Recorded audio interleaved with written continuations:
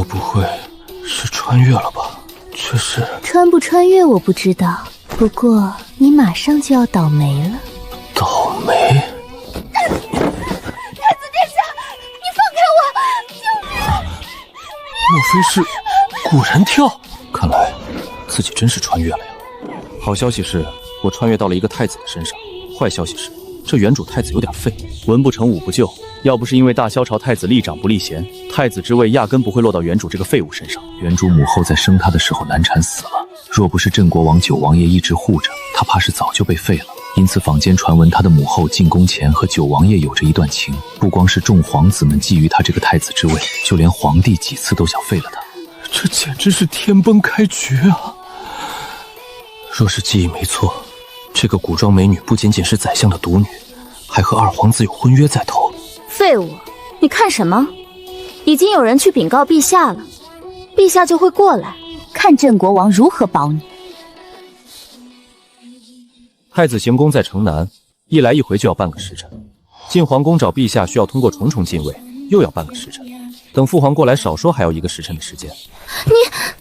你想干嘛？想干嘛？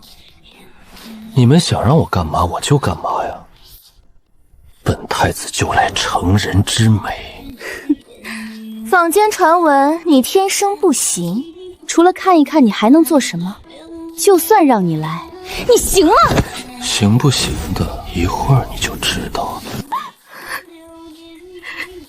萧策，你死定了！尹盼儿，你是京都有名的才女，而我乃是当朝太子。你若是待会儿乖乖听我的话，本太子可以让你成为太子妃，也可以是未来的皇后。你做梦！我就算去死也不会嫁给你的。待陛下来了，就是你的死期。你说的不错，这就是最好的证据。你待会儿记得要成于父王，置我于死地。不过我一定会把这个事情闹得人尽皆知。我会让空里嬷嬷验明正身，让整个京都的人都知道你并非完璧之身。届时你觉得二皇子还会要你的人，就算是愿意娶你，就算他日后当了皇帝，你的余生也是只能冷宫相罢。你无耻！我无耻？无耻的是你们吧？是你们想要设计陷害我，置身于我死地的。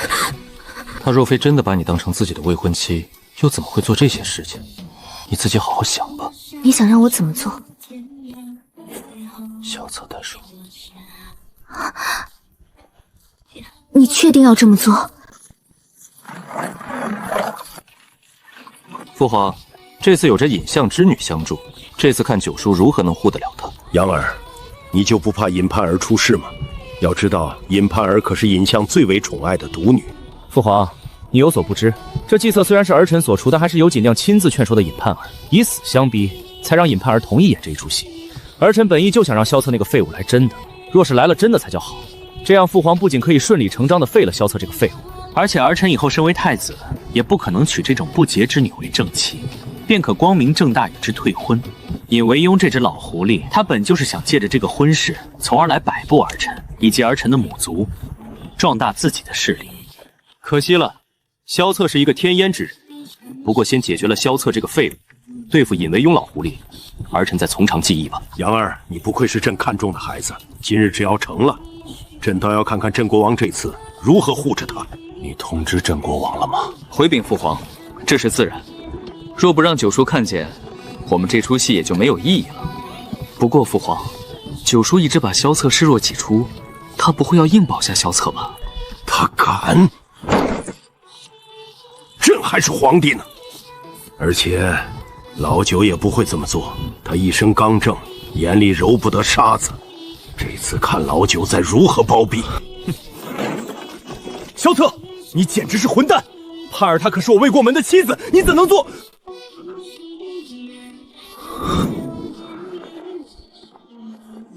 二皇子，您在说什么？太子殿下并未欺凌我。尹盼儿，是不是他威胁你了？你不用害怕他，就算他贵为太子，但是他若敢行不轨之事，别说朕了，镇国王也不会饶他。来人，把他拖下来弄醒！装什么呢？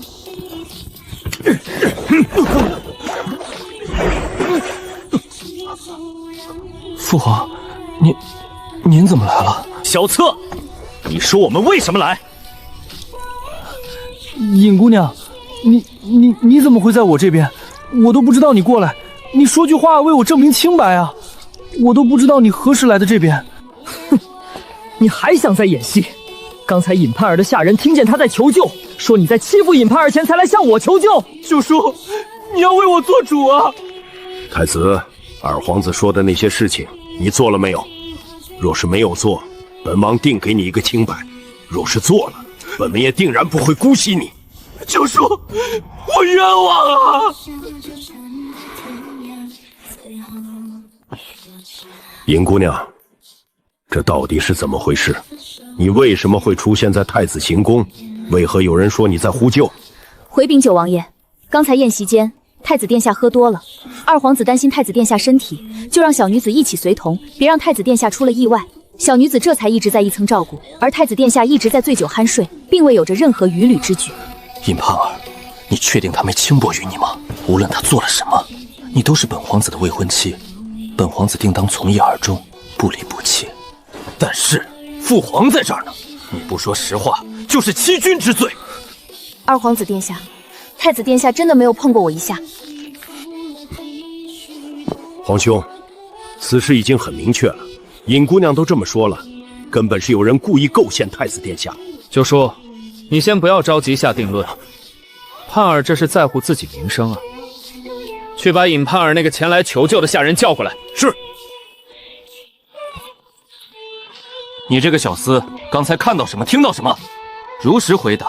陛下在此，若是有一句假话，即为欺君，本皇子定当将你五马分尸。二皇子，您在说什么？太子殿下并未欺凌我。尹盼儿，是不是他威胁你了？你不用害怕他，就算他贵为太子，但是他若敢行不轨之事，别说朕了，朕国王也不会饶他。来人，把他拖下来弄醒！装什么呢？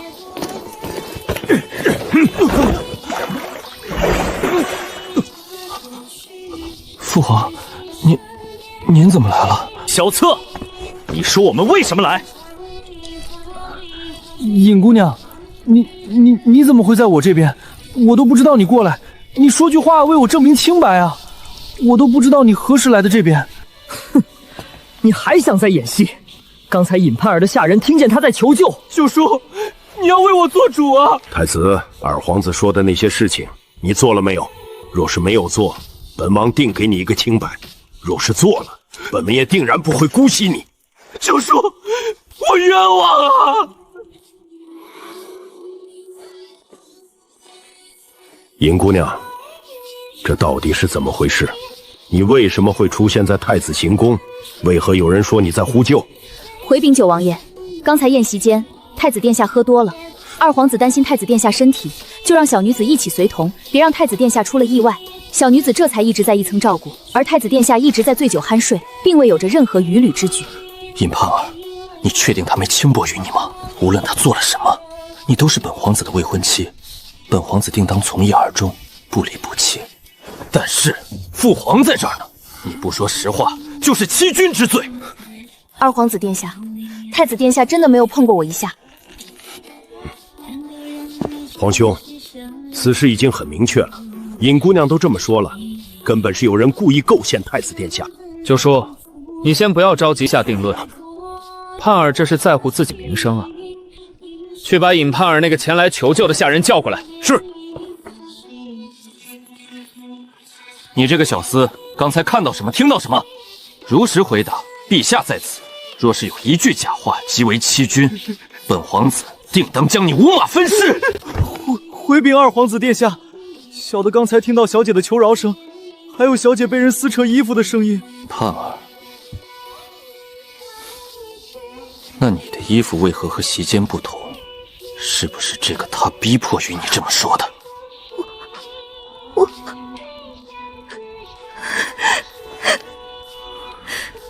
萧策，你说呢？尹盼儿为何换了一套衣服？我不知道。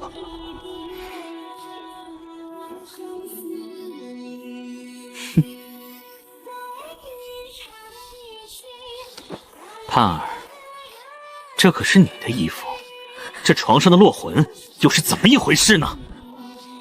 父皇、九叔，现在人证物证俱在，显然盼儿就是受到了他的要挟，这才不敢如实说出实情。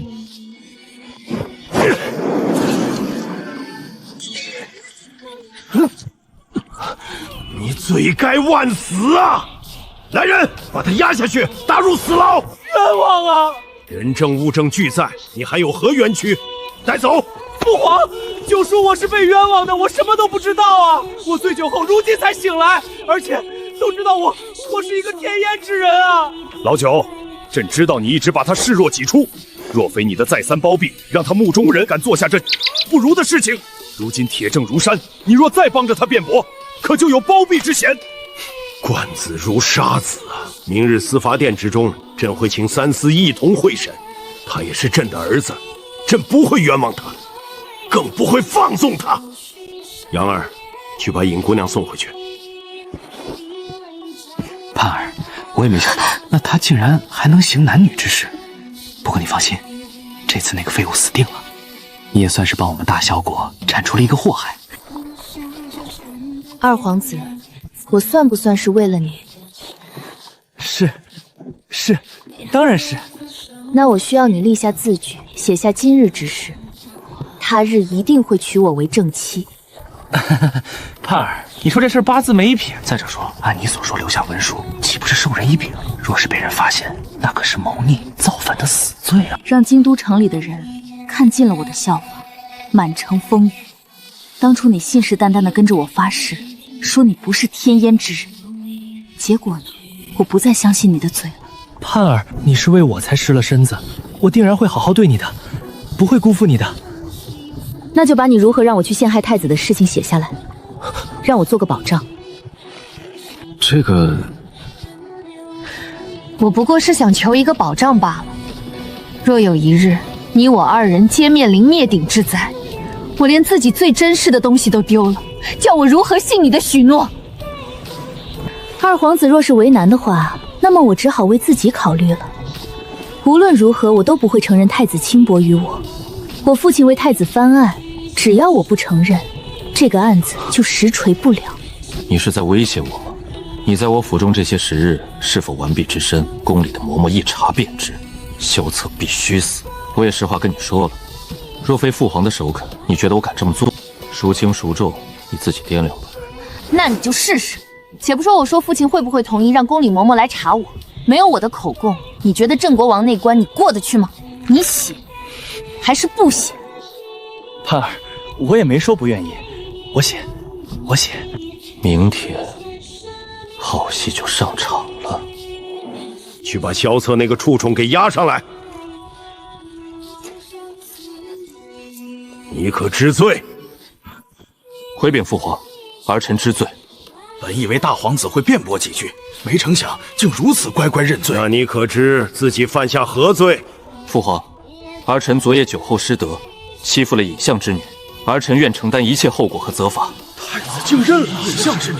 太子，你切勿被屈打成招。你若是冤屈的，本王定还你一个公道。郑国王说的没错，太子你要好好想想。如今人证物证俱在，若是你敢欺君，那就是罪加一等。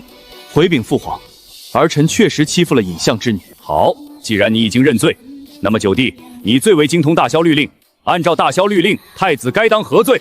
回禀陛下，按照大萧律令，其罪当斩。案犯虽为太子，但是天子犯法与庶民同罪，应先废除太子之位。就废除太子之位即可吗？回禀父皇，按大萧律令，不仅要废除太子之位，还应关入大牢秋后问斩。九弟没有错吧？郑国王不说话就是默认了。好，诸位爱卿还有何异议？既如此，从即刻起废除萧策太子之位，即刻押入大牢，秋后问斩。父皇，儿臣虽有罪，但不至死，而且儿臣也是遭人陷害，真凶另有他人。你这是把朕和满朝文武都当猴耍吗？你亲口承认的口供，还想当场翻供吗？你们愣着干嘛？把他打入天牢！诺。儿臣说的欺负尹相之女是昨夜儿臣酒醉，发现了尹盼儿在床畔照顾儿臣，以为是在做梦，这才失态拉扯了尹盼儿几下，撕破了她的衣服。不过尹盼儿誓死反抗，拿着一柄小刀刺伤了我。万万没想到，怎么就有人把父皇你们请来了？儿臣以为这是有心人故意构陷儿臣。昨日二弟看床上的血迹，并不是落魄，而是尹盼儿刺伤儿臣后留下的血迹。而且，尹姑娘都未曾说儿臣欺负于她。尹相大人，你来为魏曾说句公道话呀！就算是不为了我，就当为了尹姑娘的清誉，你不能让我蒙冤啊！否则不就是坐实了尹姑娘被我欺负吗？且慢，陛下，太子殿下所言非虚。昨夜盼儿回府之后与我说了此事，与太子殿下说的一般不二。尹相，那你刚才太子认罪的时候为何说？陛下，臣也以为是小女被玷污了，现在看来全是误会。陛下，既然如此，事情已经真相大白了。皇叔，怎么就真相大白了？他说那床单上是他的血，就是他的血了吗？我们听信他一人之言。昨日的那些证物皆由典罚司保管，是人的血还是落红之血，让典罚司的仵作一验便知。陛下，事关尹相之女的清白，此事不能擅断。哼，父皇，既然如此，让仵作去查验。好，既然这样，本案还有诸多疑点，先把那个处子打入天牢，带邢大人去把昨夜证物去做检验。回禀陛下，昨夜那床单，臣已命人查验过，确非女子落红。邢大人，既如此，你为何不提前报？回禀陛下，因为一个染血床单对于此案并不能代表什么，就算不是尹姑娘的落回，我们也不能就此断定尹姑娘没有被太子奸污。刚才太子殿下的说辞，让臣也以为是认罪了。不过，现在太子已把事情原委说清讲明，外加尹相也愿在一旁佐证。如今既没有实证，当事人也没有指控和追究。现在依臣看，太子的罪不成立，最多就是酒后失德，好在并未发生严重后果。按照大萧国律，并不需要进行处罚。陛下，既如此，太子殿下虽无罪，但也有过，可以让他禁足太子行宫，静思己过，以儆效尤。九皇叔、邢大人，你们这么说未免太武断了吧？武断！昨夜我送尹姑娘回府，尹姑娘跟我哭诉，口口声声说了，只不过这个她威胁尹姑娘，让应宠不敢说出实情。如今尹相这么说，他也是顾及自己颜面吧？邢大人，我说的可否为尹姑娘的未婚夫，可否向要作为当事人指控？回禀二皇子殿下，这是自然。九皇叔，若只是禁足太子行为，你这样的包庇也未免太明显了。二皇子，你别血口喷人，你若是有实证，你空口白牙的说，我还看到你昨晚抱着老母猪呢。你二皇子殿下，太子殿下话糙理不糙，本王还是那句话，有证据你拿出来，本王定不袒护。若无证据，想要把一些欲加之罪扣在太子头上，本王也不会同意。请陛下严查，此事确有蹊跷。太子醉酒了，有小厮有侍女照顾即可，为何由八竿子都打不着的尹姑娘去照顾？此案疑点重重，请陛下圣断。九弟，你放肆也是朕的儿子，朕不会冤枉他的。但是就因为他是太子，朕更不会包庇他。尹相，二皇子说的可是实情，你是不是有所顾虑？无论发生什么，朕定不会让二皇子负了你女儿的。回禀陛下，刚才臣所言确实就是小女昨夜跟我所言，至于其他，臣不知。臣以为当严查。若是太子所为，请陛下为小女做主；若是太子未曾做，也请陛下还太子一个清白。毕竟太子之位乃是国之根本，如朝局动荡，边疆不稳，若是一词，怕也会引起动荡。这个老东，若是按照他的计划，只要他早早的把他需要的东西拿出来，哪有这么多事情？现在看来，他还是对于萧阳心怀幻想啊，不想站在自己这一边。既然如此，我就来添一把火吧。父皇，这是尹姑娘刺的伤口，而且坊间都知道儿臣乃是一个天阉之人，天阉之人如何抵？皇兄，你真是嘴硬啊！不撞南墙不回头啊！父皇，我们只需要把尹姑娘请来，请宫中嬷嬷验明正身，尹姑娘是与不是，一验便知。陛下，二皇子，这个不妥吧？尹相，若是尹姑娘愿意把真相说出来，那么自然也不用让嬷嬷来验明正身了。二皇子殿下，盼儿可是你未过门的妻子，你就不曾为她名节考虑过吗？尹相，我正是为她考虑，才要给她一个清白。尹相，你可否要说实话？还是父皇，儿臣以为此法不妥。就算是证明了尹姑娘不是完璧之身，也不能就说是儿臣所为吧。邢大人，你说是不是？太子殿下，不错。若只是证明尹姑娘不是完璧之身，也不能给你定罪，还需要各方佐证。陛下，太子殿下确实是冤枉的，我有一铁证可证，请陛下查证。父皇，不知尹相拿出的是何铁证，可否证明儿臣无罪？此案已有定论，太子无罪。父皇，您在说什么？尹相给你看的是什么？怎么就无罪了？朕说太子无罪，你自己看看。这是不是铁证？行了，既然此案已经有了结果，退朝。尹相，你这是做什么呢？尹相，二皇子，你们随我来，陛下找你们相商。多谢九皇叔，关键时刻挺身而出，仗义直言。你跟着本王过来。小杨，那份保证文书是怎么回事？你是怕别人不知道你做的这些勾当，自己写下了罪己书是吗？父皇，这个保证书是尹相之女胁迫儿臣写的，儿臣不知。小女昨日被欺凌后，并未能在二皇子那里得到安慰，反而觉得二皇子的疏离和威胁，小女这才胁迫二皇子写下此书，为的就是证明自己的清白。老臣知道了，这些事情若是传出去，无论是对于老臣还是二皇子，甚至于陛下都不利。尹相，你既然知道，为何拿这个东西来为那个开脱？陛下，老臣又何尝不知道啊？但是小女说了，太子昨日强她之后，把所有证据都清理了。不仅如此，还设下了那些误导你们的假证据。陛下，这一切就是他们精心准备的一个圈套。他们肯定是提前知道了我们的计划，这才将计就计。此事之前，肯定是有人走漏了风声。尹相，你什么意思？你是怀疑我走漏了消息吗？我还怀疑你是不是被萧策给收买了，否则你怎么会拿出我写的保证文书去帮他？二皇子殿下，盼儿是老臣唯一的爱女，老臣若是提前知道，就算是豁出一身剐，也不会让盼儿去那个虎狼坑里被太子。而且老臣本不想拿出你写的那份文书，不过今日上朝之前，有意要有这事儿不要闹大，否则他就不活了。老臣也几次三番暗示二皇子殿下，若非二皇子殿下执意要给小女验明正身，为了小女的清誉，老臣这才不得不拿出那份文书。太子殿下这辈笨蛋，看样子有手依仗，你我都很庸碌，不可能有这个心机和城府。显然后面有人指点。若是这个事情闹大，无论能不能将满城尽之，最终再无颜面存活于世。所以臣才舍命出此下策。其实自从太子强占老臣女儿那一刻起，我其实就输了，请陛下谅解老臣爱女之情，老臣悔呀。尹相，你说的不错，朕不怪你，那个没有这般心思，背后肯定有人出谋划策，肯定是九皇叔。儿臣就说这次他倒是沉得住气，一言不发，肯定是他出的计策，将计就计，强占了尹相之女，就可以拉拢尹相支持太子了。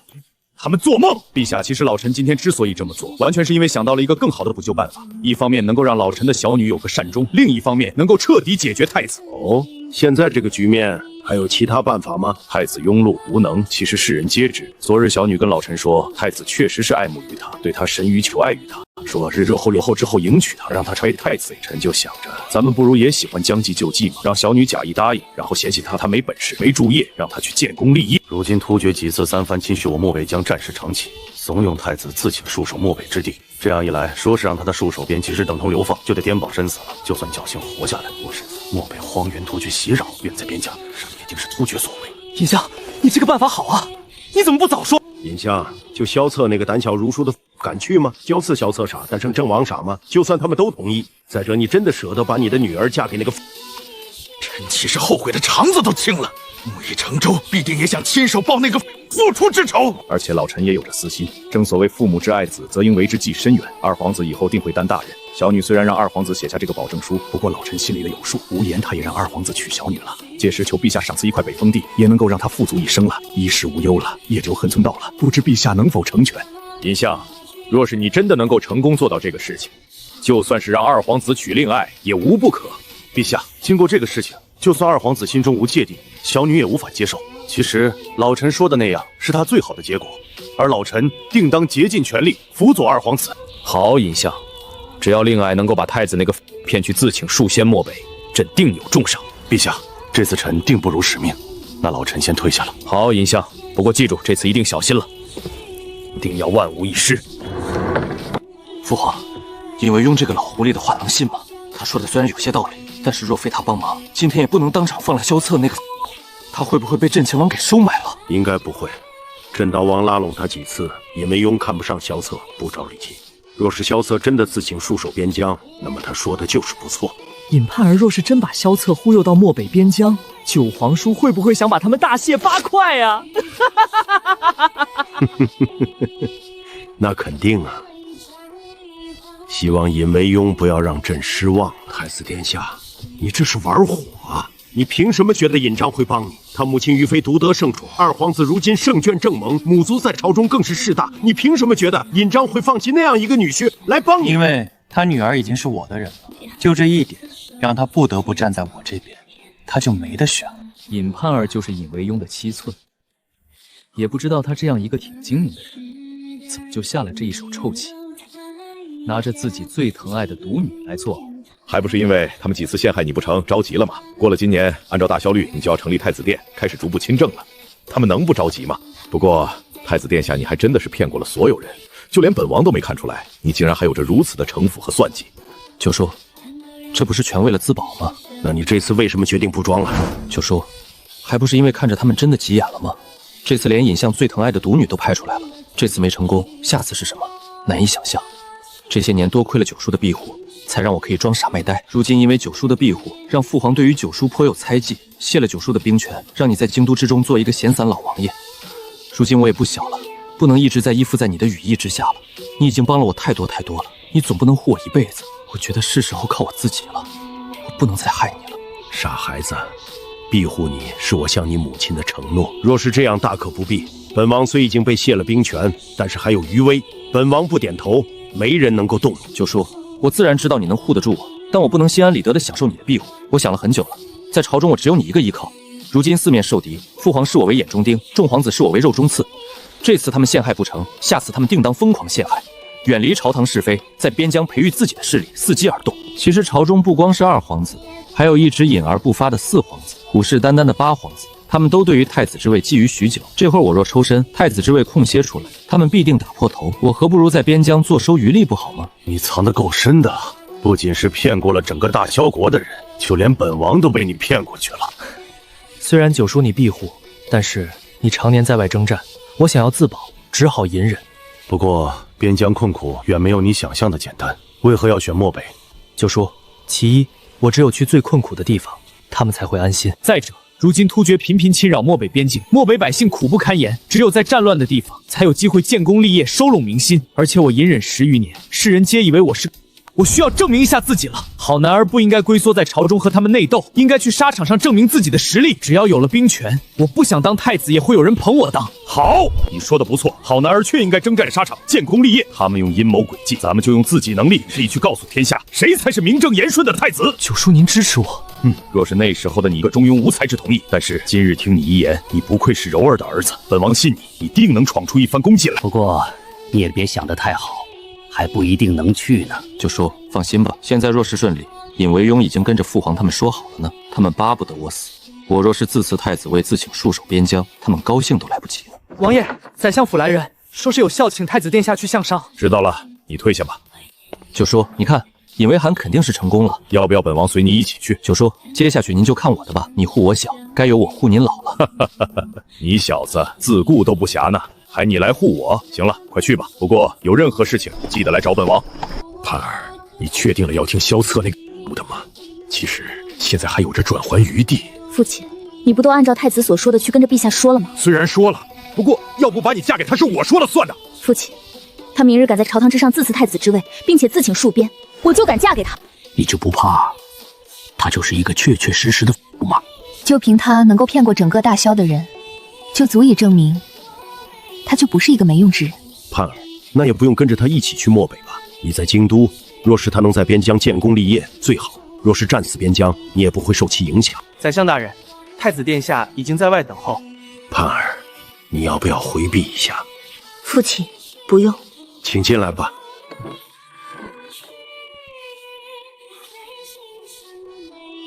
见过宰相大人，见过尹姑娘，见过太子殿下。尹相，无需多礼，我马上就不是太子殿下了。太子殿下已经想好了吗？真的要自辞太子位？不错，我的情况我和尹姑娘也说过，我就算是真龙在京都，也算一条困龙。离开了京都，没有了掣肘，就如同蛟龙入海。太子殿下，漠北荒原驻扎的22皇子的亲舅舅鲍安的军队，你过去之后，还不是要受到鲍安掣肘？鲍安一个贪生怕死、只知享乐之辈，最擅长的不过是纸上谈兵罢了。把漠北边防搞得如此稀松，让突厥人把漠北之地当成他们的后花园了，想来就来，想走便走。若是这样的庸才我都对付不了，我也不用去漠北之地了，在这边等死便是了。太子殿下，看来已经有了满盘的打算。不错，不过不便与尹相说，尹相你在这边看着就行。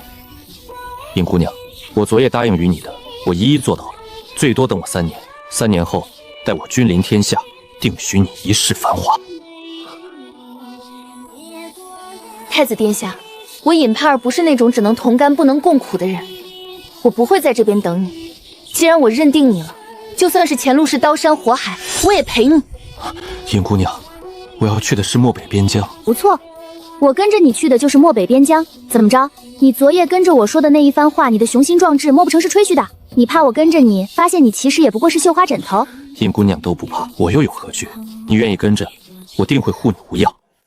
尹相，你也同意吗？太子殿下，现在说这些还言之过早，一切明日早朝之后再说吧。时间也不早了，太子殿下就请回吧。尹相，你这次叫我来是所谓何事？我想看看你说的话有着几分真，几分假。尹相，现在可否有了判断？我确实需要重新认识你一下。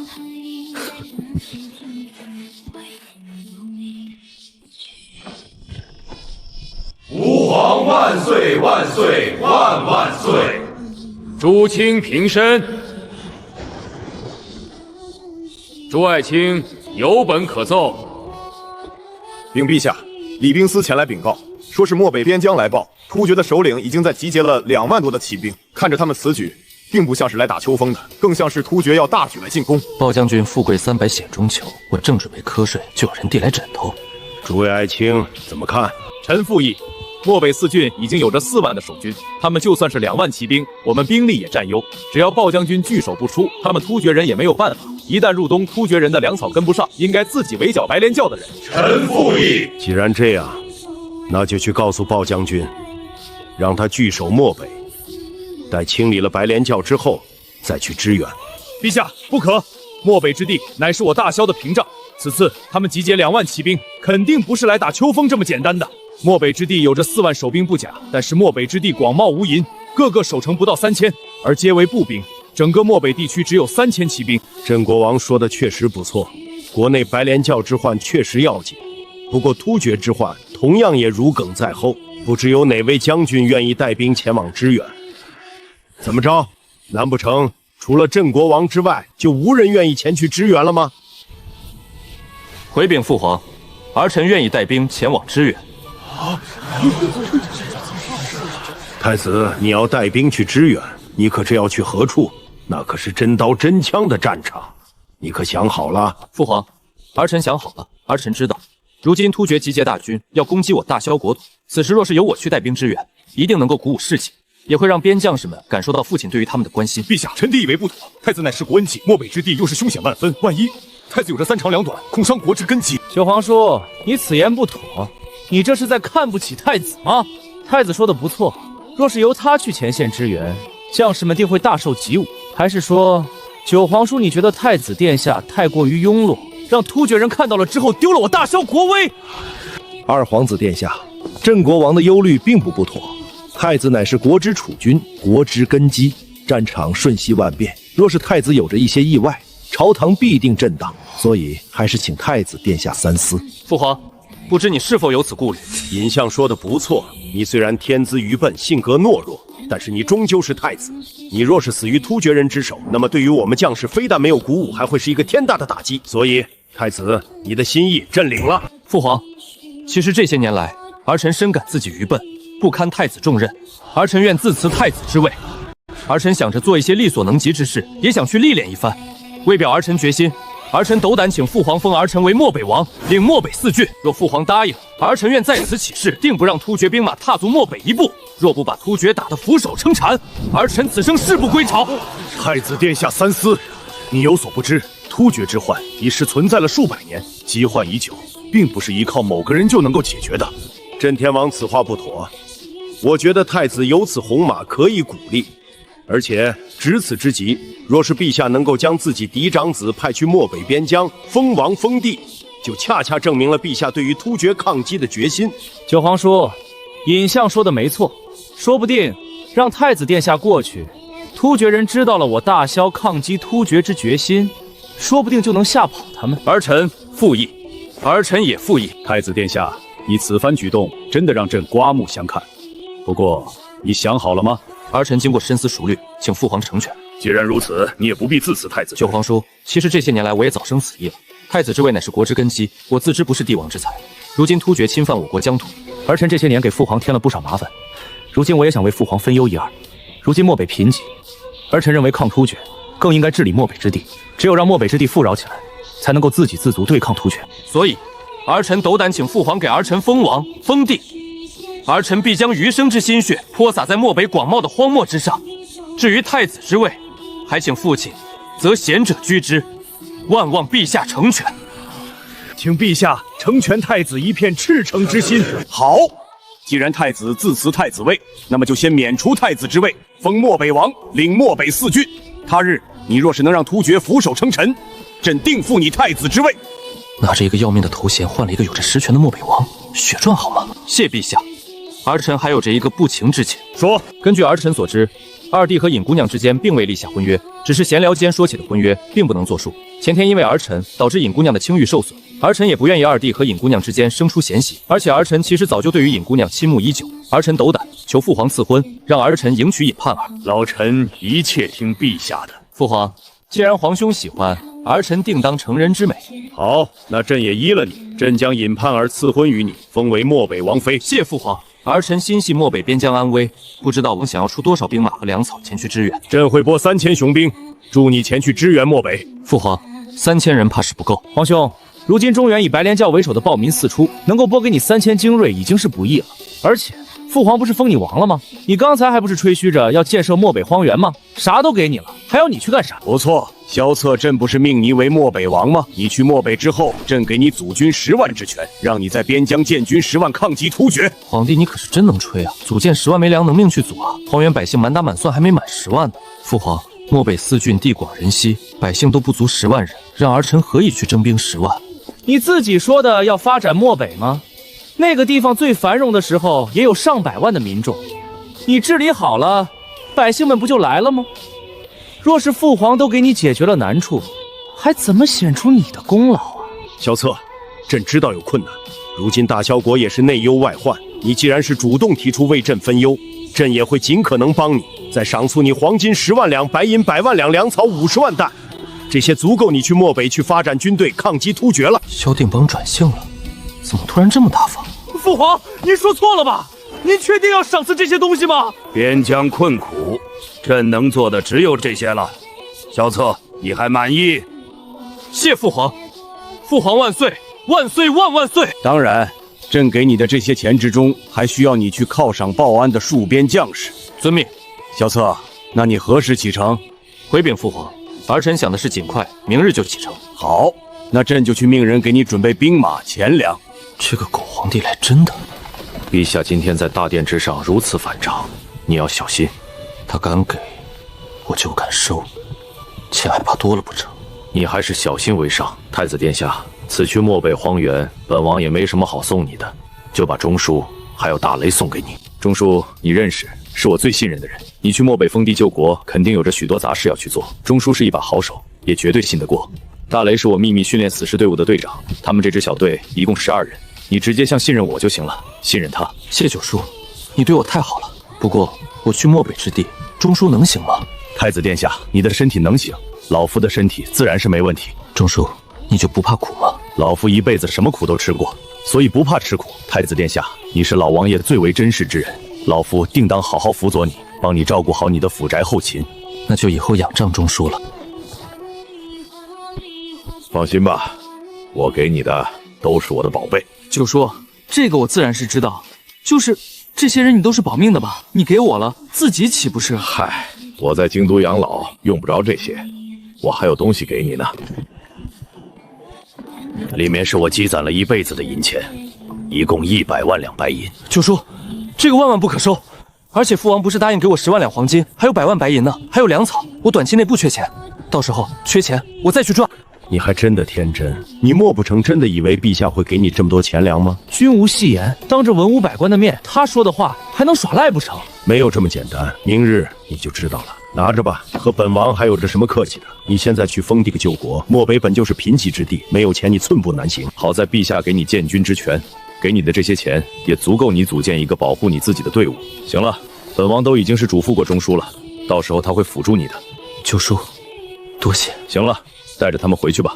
明日离开，本王就不来送你了。你自己一路保重。那九叔，保重。九叔，我临走之前能不能问一个藏在我心里10多年的问题？你是我生父吗？我确实是爱慕于你母亲，但是我们从未有过逾矩之举。你就是陛下亲生骨血，太子殿下万万不要听信谣言。那他还死命的整我，太子殿下慎言。行了，九叔，说了，以后叫我漠北王。父皇，你真的是要给那个这么多钱粮吗？咱们目的不是想他死吗？杨儿，你还是太嫩了些。我们就算是想要弄死他，也不能授人以柄。父皇，就算是这样，你也不能帮助他呀。杨儿，陛下是许诺了。但是什么时候给钱，需要钱财司以及上军司以及各个部门说了算。杨儿，你还不如你的母妃啊！所以，父皇压根就不想给他钱。哼，让我给那个废物钱，你当朕钱多了吗？我今日给他的赏赐，此时怕是如同长了翅膀一样飞出去了。若是让白莲教以及那些暴民知道了，还不抢着要去劫萧策的队伍，一路上他们也别想太平了。就算是他能够侥幸到达漠北，朕说过给他们钱粮，一部分让他犒军用的，到时候他没钱拿出来，戍边将士们的怒火就够他喝一壶的。父皇英明啊！那你说的3000雄兵是？最近典法司有着一批死囚要被流放，人数正好3000人，就送给萧策吧。父皇，还是您英明。就这样，他能活着到漠北才是奇迹。您这样的计策，我们都不用派出杀手了。杨儿，陛下的韬略乃是千古难遇，你一定要向你父皇好好学习。你若是能够学到你父皇1/1000，就足够你受用终生了。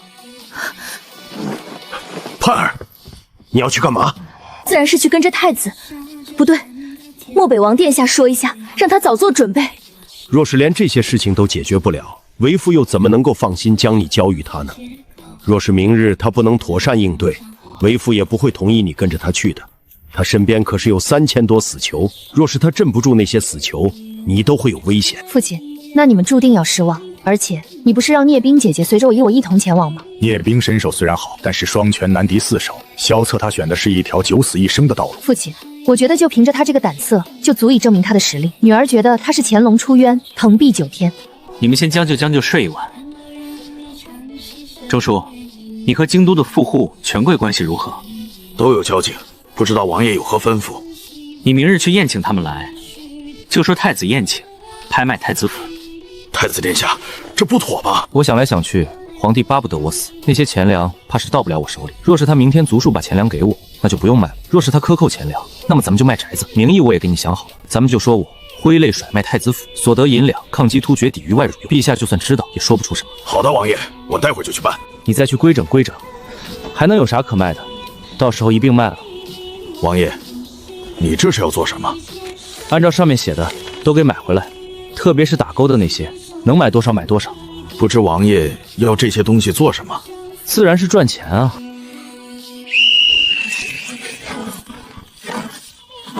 见过漠北王。好，你们都摘下脸罩，让我看看。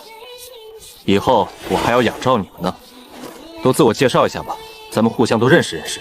回禀王爷，我们死士没有名字。那你不是死士，还不是有名字吗？因为我是队长，这个名字还是老王爷赐的。死士也是人嘛，阿猫阿狗都得有这名字，叫编号怎么行呢？你们自己去想想自己叫什么，实在想不出，本王赐你们一人一个名字。遵命。你们继续去猫着吧。钟叔，事情办得怎么样？你需要的东西我都已经去商行购买了。为了稳妥起见，我让他们直接送到漠北的都城平平城之中，也省得运输的风险。辛苦了，钟叔。王爷客气了，这些都是分内事，我就是不太理解，你如何要拿这些东西赚钱？这就是秘密了。到了漠北之后，你就知道了。其他的事情你去安排好了吗？都已经安排好了，请柬都已经发出去了。行，我这就去换衣服去。钟叔，怎么了？这么着急？来了，父皇答应的东西来了。那钟叔，你怎么这个表情？王爷，你出去看看就知道了。大雷，把这些东西都给我收好，随身携带。这分明就是3000囚犯，他们一个个都还带着镣铐，身上的囚服都还没脱呢。而所谓的钱粮就是1车的粮食，一车装了2大箱铜板，这最多10镇的粮食。那些铜板折合成白银，最多100两的白银。这是来打发叫花子了？这哪是送了3000雄兵啊？这明显是送了3000活爹过来。二弟，搞错了吧？父皇昨天答应的可不是这些。是啊，父皇是这么说的，但是各个衙门有着各个衙门的苦。如今暴民四起，兵源十分紧张，钱粮更是吃紧。不过你放心，这是各个部门的大人给你写的欠条。小策，你脸色怎么这么难看？你不会是想要抗旨不遵吧？怎么着？父皇恩赐你不要吗？你这是要抗旨吗？二弟，父皇的心意，儿臣心领了。只是如今大萧国财政吃短，兵源紧张，我再提要求就是我的不是了。这些欠条就还给各个衙门了。就算本王走之前给大萧国做一些事情吧。中书，去清点一下陛下的赏赐。王爷，一共12担的粮草，还有136贯铜钱。好。儿臣遥谢父皇赏赐的3000死囚，12担的粮草，以及136贯铜钱。臣谢父皇赏赐。放肆！你什么意思？你是在阴阳父皇克扣你的赏赐吗？父皇已经命令下去了，军无戏言。是各个衙门暂时拿不出，而且各个衙门给你欠条了，也不是不给你，是你自己不收，反而想要冤枉父皇克扣你的赏赐吗？二弟，我没有这个意思。我想着，既然各个衙门实在是拿不出，我就不要了。我靠我自己的努力去漠北抗击突厥，父皇的赏赐，你若是不收，就是抗旨。二弟，你确定让我收？不错，君无戏言，父皇给你赏赐可是没有少，如数都给你了，你不收就是抗旨。既然二弟这么说了，就不客气了。二弟，是不是你说的？父皇吩咐下去各个衙门要把赏赐如数的给我。这是自然，父皇对于漠北的突厥之患十分看重，这才赏述你这么多兵马钱粮。只不过现在各个衙门实在是拿不出，万不得已才给出欠条。和父皇绝无关系，都是各个府宅衙门的问题。多谢父皇赏赐的黄金10万两，白银100万两，粮草50万袋。儿臣替漠北的百姓树全的战士遥谢父皇隆恩。父皇万岁！万岁万万岁！行了，二弟，你回去吧。多谢你亲自跑一趟。你别得意，你都收下来。你要知道，这3000虽然是死囚，但是已经是登记造册的兵士，他们是要去前往漠北支援。半路若是溃逃，你可是要担责任的。二弟，你都这么说了，我再不束缚父皇对于漠北居民们的一番好意了。多谢二弟提醒，我会管束好他们的。少雷，去把本王的3000猛将的手铐脚镣给撤了。萧策，你这是要做什么？做什么？你见过手脚带着镣铐的将士吗？他们现在是本王的漠北军，全体都有。今天之前，你们是阶下死囚，是本王给你的新生。今天之后，你们就是本王的漠北军。萧策，他们似乎并不理你。你瞧瞧你这个糊涂脑子，真把他们当成了将士啊！他们就是一些顽劣之徒。哼，听到了吗？二皇子殿下说你们是一群没用的人。你们不服气吗？咋的？瞪我？信不信本皇子砍了你们？你们这般顽劣之徒，说你们行事粗鄙，还不服气吗？你们就是一群肆意妄为、触犯律法之徒，怎么还敢瞪我？信不信本皇子严惩你们？你们都把脑袋给本殿下低下，不然必受重罚！乔阳，你这是要做什么？他们现在是本王的人，他们现在是即将戍边的战士，你想干嘛？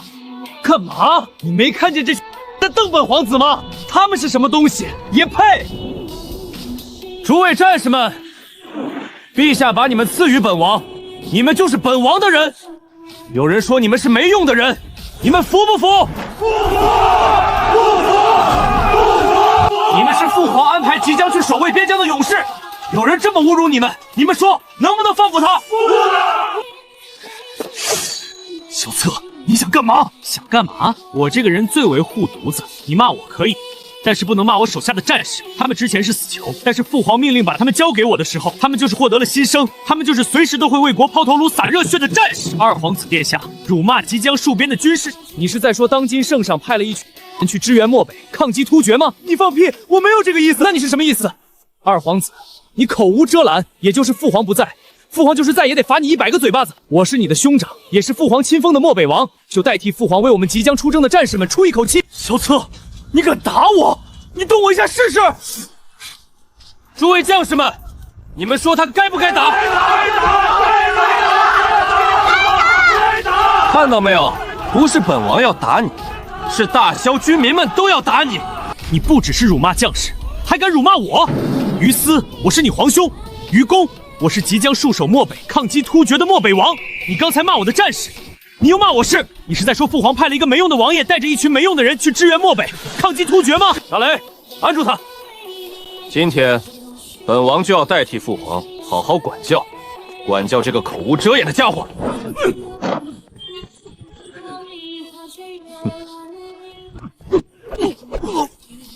萧策太冲动了，他竟敢公然打二皇子殿下。要知道，二皇子可是陛下最为疼爱的儿子，他母后是惠妃，也是独得圣宠，他怕是惹下了大祸。父亲，陛下知道了，怕也没办法。若是陛下惩罚萧策的话，不就是承认了二皇子说的对吗？陛下这个哑巴亏吃定了。而且，我觉得萧策不是那种不顾后果的人，既然敢对萧阳动手，就自然做好了万全的准备。都说女儿外向，果不其然，你都还没过门呢。父亲，我说的吧，萧策一定有办法。不管怎么说，萧策把萧阳这一顿揍，能够收买不少死囚的心。这些死囚都是一些穷凶极恶之徒，就算是感动也是一时，可没那么容易收服。父亲，那你就看着吧。本王说了，本王护犊子那可不是嘴上说说的，本王也答应你们。普通士兵，军饷每人每月5两白银，十人长每月10两白银，以此类推，你们愿不愿意跟着本王干？王爷，真的假的？你不会骗我们吧？就是王爷，一月5两白银。本王要么不说，言必出，恪尽青石。今天咱们就发军饷。中书，王爷，您让我准备现银是要发军饷？去拿上来。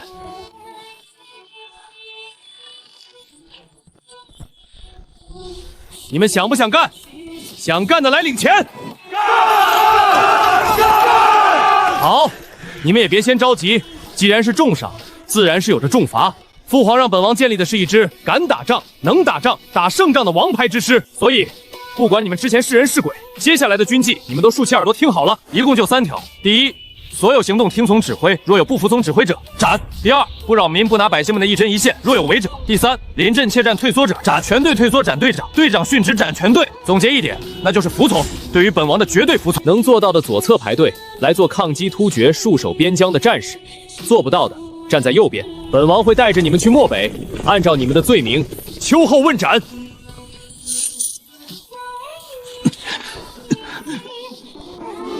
萧策，你想干嘛？你别紧张啊，你不就是想要去告状吗？大雷，让他走。萧策，你等着，你死定了！本皇子若是让你安然无恙的离开京都城，本皇子就跟你姓。王爷，你怎么把他放走了？再怎么着，我们也应该走之前把他放走啊！把他放走，我们不是自找麻烦吗？我堂而皇之暴揍他，这消息肯定是传出去了，瞒是瞒不住的。中书放心吧，你赶紧去发钱，我自有打算。父皇，萧策没把你放在眼里，儿臣是以你的名义去犒赏他的，他竟然公然殴打于我。杨儿，他竟然如此殴打于你，快叫太医！不过那个怎么敢打你的？他疯了吗？那个萧策，他不仅打了儿臣，还骂儿臣是个儿臣您老了，不中用了，该把皇位让给他了。镇国王是不是在？父皇，九叔没在，不过九叔的那个老管家林中在给萧策做事。那就说得通了，肯定是镇天王在后面给萧策出谋划策。杨儿，你中他们的计了。父皇，什么意思啊？杨儿，他肯定是受到了镇天王的指点，这是把你放在火上烤。你就不应该一冲动骂那些死囚的。朕毕竟把那些死囚给了他，他们也算是支援漠北的战士。要知道，朝堂之上，朕答应他的可是3000雄兵，本就是想让他吃这个哑巴亏。你却是堂而皇之的辱骂那些死囚，萧策又是故意拱火，把这个事情闹大了传出去，让漠北军民们知道，在突厥大许进犯前夕，朕派的一支死囚队伍。你让漠北的军民们怎么想？到时候就算是他们侥幸到了漠北之地，有的他吃苦了，你呀，还是冲动了。那父皇，你的意思是，儿臣只能白挨这顿打了？当然不是，他敢打你，就如同在打朕。你不要急，他只要离开了京都，怕是会遇到白莲教暴民的劫杀呀。我不会是穿越了吧？却是穿不穿越我不知道，不过你马上就要倒霉了。倒霉？太子殿下，莫非是古人跳？如第一集所见，我刚穿越就被人陷害。好消息是，我穿越到了一个太子身上。坏消息是，这个太子不仅是众皇子们的眼中钉，甚至就连皇帝也多次想将他废除。只是碍于大萧朝立长不立贤，这才默许了二皇子利用自己未婚妻对男主进行构陷。可令所有人都没想到的是，我不仅以身入局，将生米煮成了熟粥，甚至主动辞去太子之位，自请戍边。所有人都以为我是疯了，而我作为一个穿越者，就是让你们这群土著知道什么是韬光养晦，以待天时。刚才二皇子说了，父皇对于漠北抗击突厥的事情十分的上心，还赏赐了10万黄金以及50万只粮草。这些不是给本王的，是给漠北军民们的。那些衙门的官员竟敢拿一张纸条来糊弄我们，你们能答应吗？不答应，不答应。那本王带着你们去问他们，把父皇答应的赏赐要回来，好不好？好。所有人列队。你说的不错，咱们都被太子骗了，回去吧。回去？咱们不去看了吗？不用看，无论如何，这局太子稳赢了。盼儿，为父为你准备一下行李。父亲，你答应我跟着去了，而且他现在已经不是太子了。就算现在不是，以后肯定还是他。盼儿，你的眼光很准。漠北王，你这是做什么？你这是要造反吗？荣大人，这些欠条是你写的吗？不错，漠北王，正是我写的。漠北王，你也知道如今……不知道。你给我欠条的事情，父皇知道吗？荣大人，我也不是来为难你。刚才二皇子跟我说你们拿不出钱，我也表示理解。我本就想着不要了，但二皇子说了，陛下均无戏言，给出的东西就没有收回的。我若是不收，就是抗旨。既然这样，我就不得不收了。现在漠北居民们都等着我去呢，我若是空着手回去，他们不得手撕了我。所以，还请荣大人谅解，给我一个要么，就让我的漠北军跟着荣大人看一看，咱们大萧国钱财司是不是真的连这些钱都拿不出了。不是没有钱粮，是钱粮已经都有了用处。王爷，你别来为难我。父皇旨意的用项就不是用项吗？荣大人，我也不为难你，我也不是要这个钱。你们钱财有司有困难，没钱，只要父皇同意用这种方式把赏赐给我，我也认了。安达，在，你带1000人守在前司，要么荣老人交出父皇命令的手书，要么就让荣老人交出父皇答应的钱粮，否则一定要寸步不离地跟着。你，王爷，你要做什么？记住，不可对荣大人无礼，万不可与之发生冲突。遵命。你们随着本王来，你们乃是父皇赏赐的宝贝，穿成这样，怎么能行呢？南大人，你怎么在此等候了？王爷，你刚去钱财司，你如此大闹京都城，臣就算是不想知道也不行啊。自然是知道下个目标是这边了。既然二皇子说了圣旨不可违，我本想靠自己办法去解决，但我也不敢违背圣旨啊。你看看我的这些战士们，穿着这些死囚服总不是办法，出去也是有损皇家颜面，是不是？还请南大人去调拨3000套甲胄，还有武器、兵器、辎重交予我们。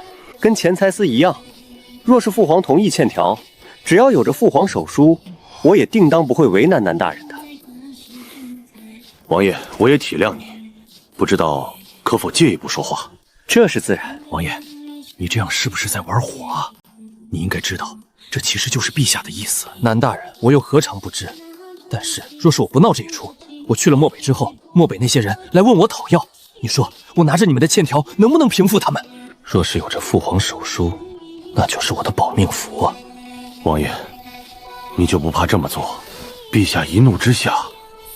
过去的10多年里，他们没有能杀掉我，现在更没有这个可能。今日之事，我没有任何过错。父皇，就算是要杀我，也需要理由吧？看来邢大人说的没错，整个大萧朝堂都错看你了。我们大萧国失去你这个太子，是我们大萧的损失啊！这次还多亏了邢大人送给我们这些宝贝。没想到这么短的时间，王爷便发现了这些人的不同之处。看来邢大人一番苦心也没有白费。那南大人，我也不为难你，还是麻烦你去宫里走一趟，把我的意思。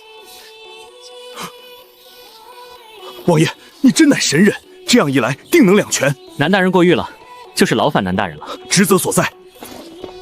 燕甲，听南大人说，此人在军营担任攻守之职，自称有百步穿杨的本事。他是犯了逃兵罪，被判死罪的。但这样的人不会是逃兵，其中必有隐情。本王命你大都统之职，统帅1000人，你自己挑选，在这边等候着。王爷，我曾是逃兵，才被判死刑。我只信我看到，世人皆说我是纨绔，你觉得我是吗？不是。本王从没有看走眼。你觉得你还会当逃兵吗？自然不会。那就好好干。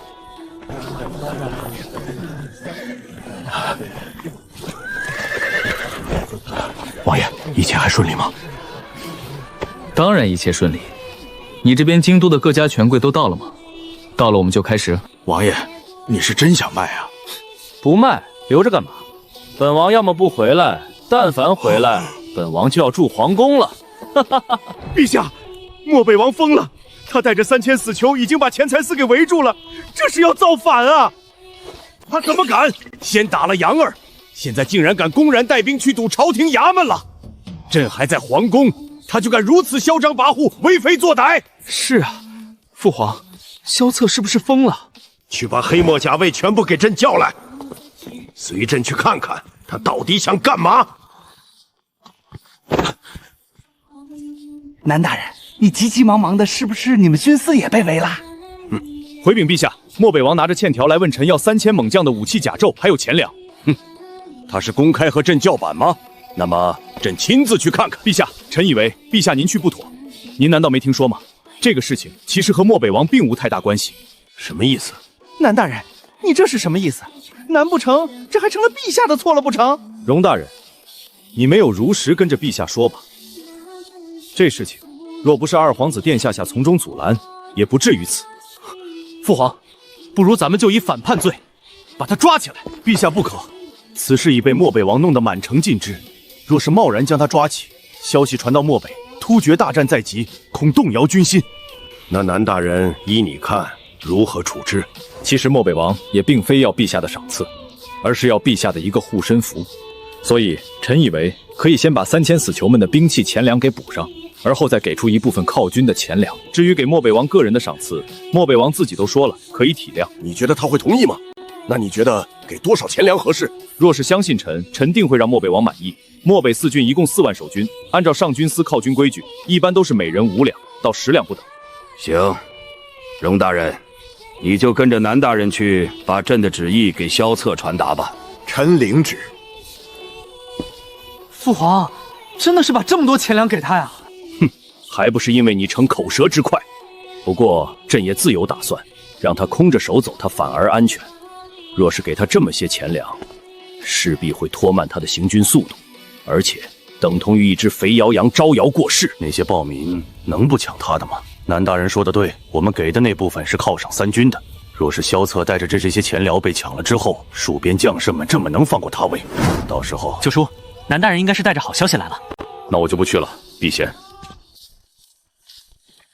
就是按照你说的，20万两白银，1万担粮草，还有6000套军服、铁路悬剪，还有1000套甲胄、兵器若干，骏马100匹。南大人，多谢，你可是我们的恩人啊！王爷，这些东西都是陛下犒军用的，和你1毛钱关系都没有。你干嘛这么高兴啊？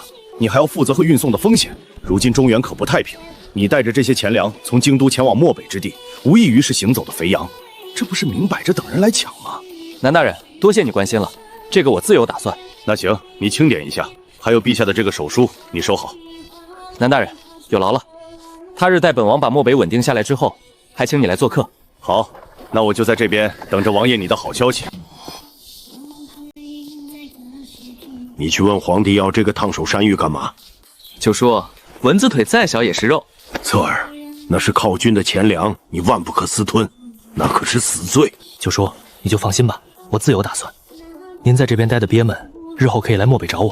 哼，傻小子，陛下就是不放心我，才让我在京都城之中当一个闲散老王爷。我只有在他眼皮子底下，他才会放心。九叔，那你就在这边等些时日，用不了1年，我定能将漠北平定。行，你别吹了，照顾好你自己，哪有这么容易？那咱们拭目以待吧。王妃，本王刚准备去接你，你怎么自己来了？漠北王虽然将我许配于你，但是你并没有3书6聘8抬大轿来迎娶我过门，所以我还不是你妻子呢。尹姑娘，你说的是本王失言了。那你这是？你想干嘛？这姑娘目光凛厉，绝对不是善茬。不过不得不说，物以类聚，人以群分。尹盼儿这么漂亮就算了，身旁的女保镖也不亚于她。叶冰姐姐，无妨。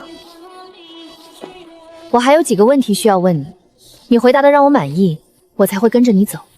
我也不是非要你跟着去啊。我跟着你，你就是等于有我父亲的相助。父亲身为宰相，门生故旧遍布大萧国，在大萧国的影响力可想而知。当然，你若是不需要，我现在扭头就走。需要，尹姑娘，你说，你若是想要逃离这边，为什么要选最为苦的漠北？其实无论是岭南还是其他的边境，都要好许多。尹姑娘，你可知漠北有几郡？4郡，人口不过10余万，而且漠北之地地广人稀，一郡抵得上中原4郡。那你可知为何漠北荒原如此广袤，人却这么少？这是自然，漠北荒原乃是关外之地，与突厥接壤，突厥大军几乎是每年都会来洗劫漠北4郡，百姓但凡反抗就会被虐杀，更有甚者，把他们掳走为奴隶，一部分人就背井离乡逃离漠北。不过漠北百姓逃离太多，陛下就下令禁止漠北百姓搬离漠北，所以在漠北荒原的人们每天都活在恐惧之中。这就是本王要去漠北之地的原因。历史上，漠北之地本是富饶之地，那边有着整个大萧独有的黑土地，还有着茂密的山林、丰富的自然资源。若是治理得当，乃是一块富饶之地。待我入主漠北王，我定是先攘外再安内，组建一支属于本王的军队，抵御外辱，让突厥人不敢再犯。再大力发展农业经济，不仅仅让我的子民们居有定所，衣能遮体，食能果腹，还要让他们年年有余钱，顿顿有肉吃。这一切谈何容易？尹姑娘，你敢不敢与本王赌？赌什么？半年之内，本王定让突厥不敢再来犯。1年之内，我就能够让百姓们居有定所，衣能蔽体，食能果腹。3年内，我能让漠北之地成为大萧国最为富庶之地，让突厥对本王俯首称臣。王爷，你从小到大都没有离开过京都城一步吧？你去过漠北4郡吗？你见过一个突厥人吗？且不说突厥人为漠北当地的宗族门阀，你就无法应对。坐井观天，纸上谈兵，简直可笑。盼儿，你跟我说这个王爷如何？依我看，不过如此。这位姑娘是？王爷，请你莫要见怪，我给你介绍一下吧。聂冰姐姐乃是前漠北刺史聂瑶之女，她从小在漠北长大，了解漠北的真实情况。你说的3年愿景绝无可能。所以你们敢不敢与本王赌？赌什么？本王说的3年之约。行，你生，我陪着走一趟。不过你若是死，我就会回京都，我不会承认是你的妻子，我会请父亲向陛下收回成命，更不会为你守寡。好，一言为定。王爷，你还真的是弄来了一些钱粮。不过，这么多钱粮，莫不成是让我们自己运？很显然就是，他们运粮的人都走了，那带着岂不是个累赘？若是带着这些钱粮，要猴年马月才能抵达漠北，一路上还有着被抢的危险。王爷，你确定吗？这简直就是赔本的买卖。你就按照我说的去做。聂冰姐姐，你说他能想到什么办法把这些钱粮运走？说他纸上谈兵，他还不承认。他一共就3000死囚，就算全部上，还不够运输。这些陛下说了是犒军钱粮，王爷他若是私占挪用，那就是死罪。所以他现在的办法有且只有一个，只有找一个镖局，而这个产生的费用要王爷自掏腰包的。要知道，从京都前往漠北，按照镖局的规矩，需要2成力，也就是1万道的粮草，他们要抽成2000道，而且运粮力工要自己请，一个力工1月就要1关钱。这些粮草少说需要雇佣5000壮劳力，也就是5000两白银，算上镖局的抽成，把这些粮草运输过去，就要7000两白银，还不如去漠北直接买呢。自古以来，向来靠军的粮草都是就近调拨的，哪有千里迢迢运粮草的？这不是明摆着故意刁禁于他？那不如在这边卖出，再过去漠北买入，还能省下一些钱财啊。但是贩卖军粮就是死罪，买的同罪，谁敢收？明显就是皇帝给太子下的一个绊脚啊！这1万食粮就够让他愁的了。聂冰姐姐，你看他这是像是愁的样子吗？二位，怎么不进去休息？你这个府宅不是卖了吗？既然易主了，我们就不进去了。不过你公然贩卖皇家财产，你就不怕皇帝怪罪吗？我已经把这个太子府卖了钱的所得，从父皇欠我的钱之中扣除了。我也是为了支援漠北，父皇知道了也说不出什么。这是我们宰相府的一些心意。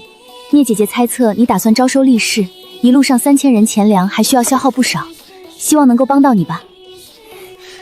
你竟然想要，口口声声说不差钱。这是我媳妇儿给我的钱，我有啥不能要啊？我跟战士们说我不差钱，那是需要让他们安心，否则让他们跟着一个穷光蛋的王爷，谁还能有心气儿？你也知道，漠北之地环境艰苦，还有突厥大举进犯的危险，如何让他们在那样的绝境心怀希望，并且永远保持勇气？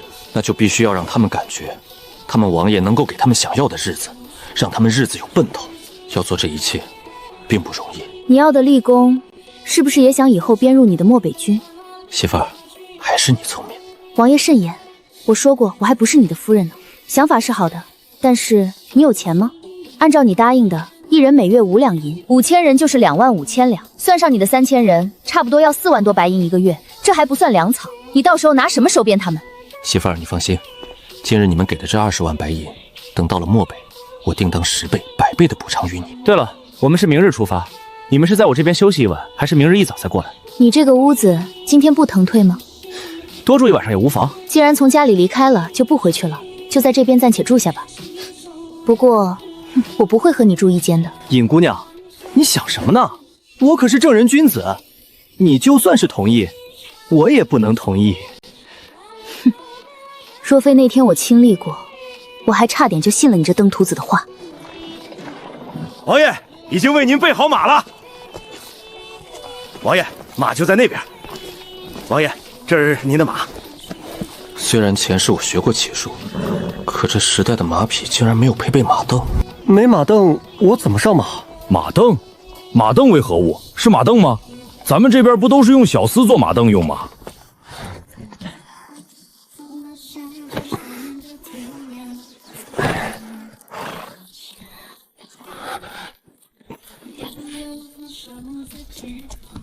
得亏是有人牵着马，我还能勉强稳住，否则怕是用不了几下就会被颠下马背。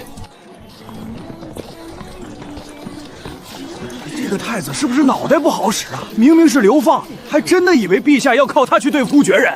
我们大小国若是真的沦落到这个地步，让如此一个废物太子去戍边保护我们，那还不如让我们排着队去让突厥人来杀呢。不过这个废物太子离开了，也是我们大萧之幸啊，否则真的是让他当上了大萧皇帝，才是我们的灭顶之灾。盼儿，你的这个王爷似乎不太聪明啊，他还笑着对着百姓摘手，难道看不出百姓们都在嘲笑他吗？姐姐，你在马车里都听到了，王爷怎么能听不到啊？不过就他的这份波澜不惊的态度，又有几人能做到？盼儿，我看你啊，就是被他下了迷魂药了。姐姐，你就跟着这些百姓们一样，对于他有着偏见。你跟他说好了吗？回禀八殿下，都已说好了。离开京都城之后就可以动手，只要萧策一死，到时候按照安排好的，他会把所有嫌疑指向萧阳，我们再借机去铲除萧阳。八殿下，这个聂冰值得信任吗？怎么从未听说您还认识聂姑娘啊？我也是在他来了京都之后才知道他。那时候他们聂家当初被突厥人杀了满门，他运气好，侥幸逃过一劫。聂瑶当初和尹维忠是挚友，聂冰就被尹为君给收养。不过，当初导致城破聂家被屠了满门的人，其实就是尹为昏。聂冰为了报仇，自然而然是会听我的。我之前把聂冰安插在宰相府做内应，为的就是去对付尹为昏的。不过没想到萧阳得到了父皇的帮助后，居然还没有能干掉萧策。若是让他在漠北之地站下脚跟，到时候再想去对付他，就难如登天了。他有着这般的心计，就足以证明，不能让他活着离开，否则未来必定是我的大敌。只要萧策一死，再把全部证据指向老二萧阳，镇国王肯定是会和萧阳拼命的。届时，我们坐收渔利就可以。八皇子殿下圣明，大萧国只有像你这样的明君，才有希望。二位，你们也别紧张，我就过来坐会儿。王爷，看着你刚才的样子，很明显你是不会骑马，所以这才要上我们的马车吧？我确实是不太会骑，不过我只需要稍加改良一下就没问题了。改良？骑马讲究的是马术，你如何改良？哼，王爷，我算是发现了，你这个人没啥的本事，就是会吹牛。聂姑娘，你不信？我只需要加一个工具辅助，就可以让我的骑术不比你差。王爷，你可不要夸下海口。聂冰姐姐从小就是马背上长大的，怎么着，王爷？莫不成想要和我赛马？当然啊，不过得让我改良一下马匹上用具。改良马匹上工具？马匹上不就是一根缰绳，还有着马鞭，还有着什么用具？这个你就管不着了。那你还需要多久？若是你说过10天半个月，我可等不了。用不了这么久，最多几个时辰。大雷，把拿来笔墨纸砚。好嘞，少爷。王爷，这是何物？这是本王准备对付突厥的大杀器。大雷，明白。就这个古怪的东西，还能对付突厥人？待我和聂姑娘比试一场之后，你就知道它的妙用了。竟然是比试，王爷，这次打算弄个什么彩头？若是我输了，可以答应你一个条件。什么条件都可以。当然。我若是提出要你性命，你也会乖乖答应吗？这个娘们怎么杀气腾腾的？感觉她好像是真的要杀我。当然，同样你输了，也得答应本王任何一个条件，如何？姐姐，你盼儿，你放心吧，无论他弄出什么东西都不行。我看着他刚才的样子，就是不像是会骑马的样子。你不清楚他，还不清楚我的骑术吗？他输定了。聂姑娘，那待会儿可不能耍赖。这话还是跟着你自己说吧。为何总觉得不对劲呢？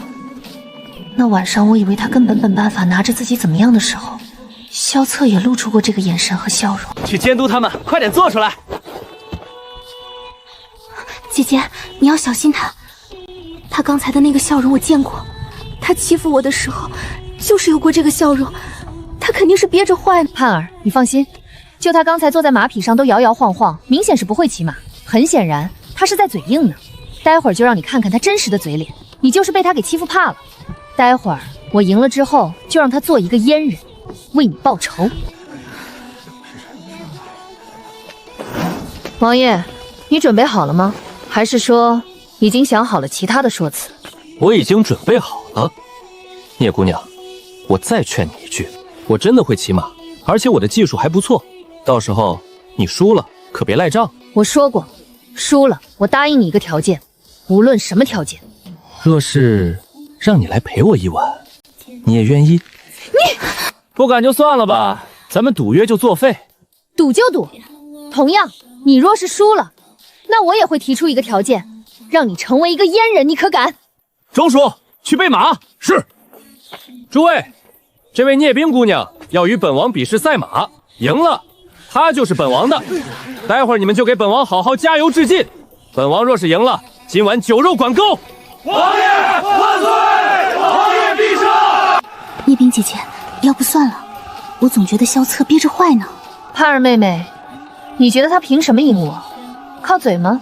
这些天你也看到了，他要做的事情没有一个失败了。到时候，盼儿，你不会怕我和你抢男人吧？说实在的，我看不上他。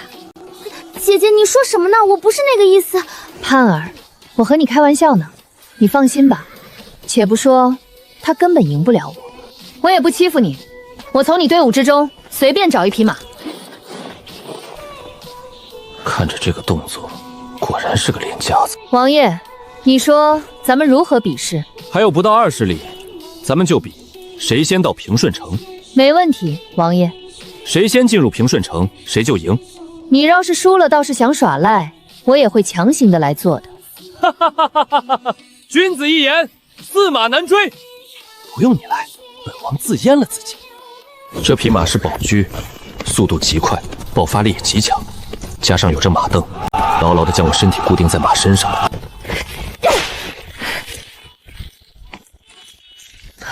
这骑马的姿势，为何我从未见过？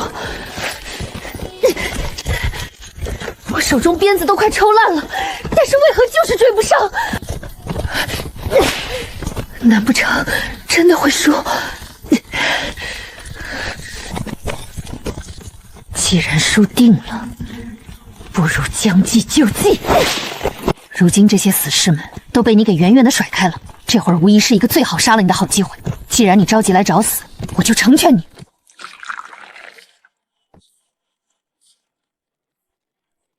聂姑娘，你输了。我输了，我输了。不过，你刚才在马背上摇摇晃晃，是装出来的吗？故意骗我的是吗？你太高看自己了，我可没有空特意跟着你演这一出戏。刚才没马定，本王确实不习惯。不过有了马定之后，我跟着你说过的，本王善骑的。这一个小小的东西有如此作用？请。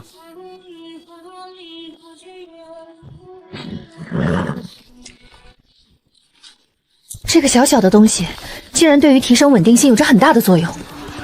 有了这个东西，是不是可以解放双手？以你的骑术，是不是还能做一些进攻的动作？若是一个有马当的，一个是没马当，双方打起来，你觉得哪个胜算更大？所以我说的这个，算不算是对于突厥来说是一个大杀器？我确实是输了。不过，这个东西你是从何得来的？为何不早早报给上军司，让我们大萧的骑兵都用上？这样也不至于让我们骑兵常年和突厥对战之中处于弱势了。聂姑娘，你是天真还是傻？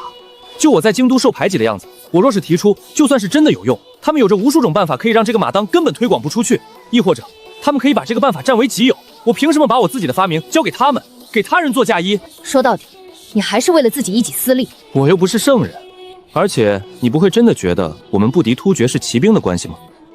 天真。行了，扯远了。你输了，刚才你答应我的事情不会耍赖吧？当然，我说过愿赌服输。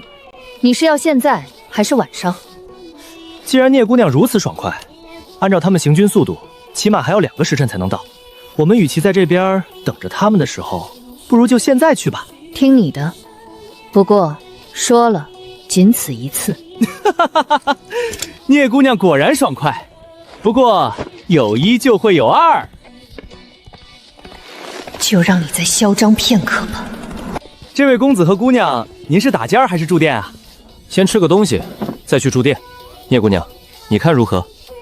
一切听王爷。不过王爷尽快吧，稍后大部队就该过来。若是找不到王爷，该担心了。聂姑娘，快！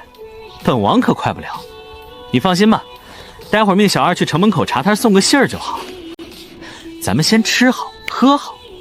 小二，去把你们最好的好酒好菜都给上来。好的，公子。对了，再去准备一间最好的房间，点上熏香，备上热水。聂姑娘，你怎么不动筷？是符合你的口味吗？王爷，我没有什么胃口。聂姑娘，你的手很凉啊，是不是身体不适？若是不适，本王也非今天不可的。王爷不用了，我不想让盼儿知道，咱们还是尽快吧。好，本王懂。那么咱们就上楼。公子，天字号房已经为您准备好了，您有任何吩咐都可以找我。没有什么吩咐，就是无论听到什么动静，都不要进来。看来还省了我不少麻烦。这边的装修还不错，还是双人的。聂姑娘，不知可还满意啊？王爷，你满意吗？你满意就好。我自然是满意的。那么，咱们先一同鸳鸯戏水，可好？哼，就凭你这个废物，还想让我来陪你睡觉？做梦！受死吧！你在笑什么？你以为我是在开玩笑的吗？你真的是没让我失望，你果然还是动手了。你什么意思？你早就知道我会杀你。我的意思是，反派死于话多。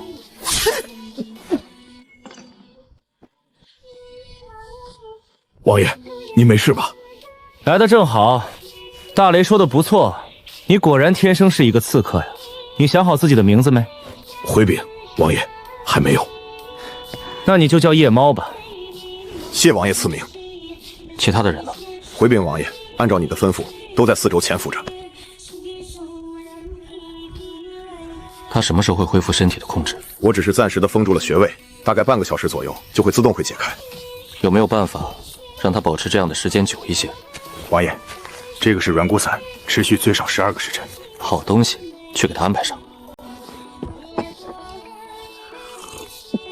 聂姑娘，是不是后悔了？刚才没有一刀捅死我呀？后悔没用了，世界上没有卖后悔药的。小策，你杀了我吧！夜猫，大雷说的不错，你还真的是神了。确定他不会恢复力气吧？王爷，非常肯定，就算是一头牛都不能起来。行，出去等着吧。那其他？这屋子里还有人？为了保证你的绝对安全，还有3个人。这个要害我的人都已经跟着一条死鱼一样了，你们出去吧。这些人真恐怖啊！我虽然提前知道这里面藏着人，可压根看不出来他们藏在哪里。确定没有人了吧？是。那你们在外面候着吧，然后去城外给大雷报个平安，告诉他本王处理好这边的事情，会去找他的。你怎么会知道我要杀你？之前在马车中我就感觉到了你似乎对我有杀意，于是提出了打赌赛马，为了给你这个机会试验一下你。所以离开了马车后，我便让大雷提前安排好在客栈等着我们。